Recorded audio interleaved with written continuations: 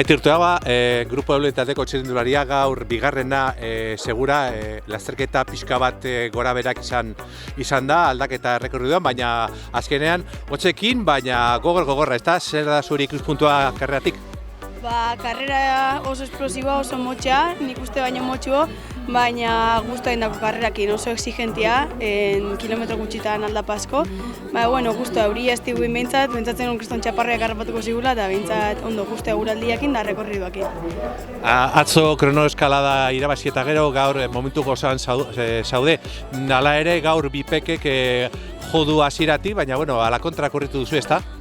Mogi esan ni pelotoian arazo batzu askaten naiz moldatzen, baina aldapetan bastante hobeto moldatzen naiz, eta orduan hasieran lehenengo buelta indaunean segama junda buelta ez naiz eta entera bipekeko bat jundanean. Da gero hasi ganean lehenengo aldiz iotzen lehenengo portua hor ja konturatu naiz aurrien txola baten bat, orduan hasi geha markatu du ritmoa, hasi geha harrapatzen zaitzen, baina gure artean ez da honen entendimentu handikan, eta orduan bipekeko hori aurrea junda.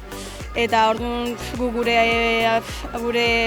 moguan ibilika hemen bueltaka, eta azkenengo bueltan esan dut, ritmoa jarri, arrankau eta lehen harrapatzea, eta suertxarrez ez harrapatu, baina pintzat aldia eta atzeakiko.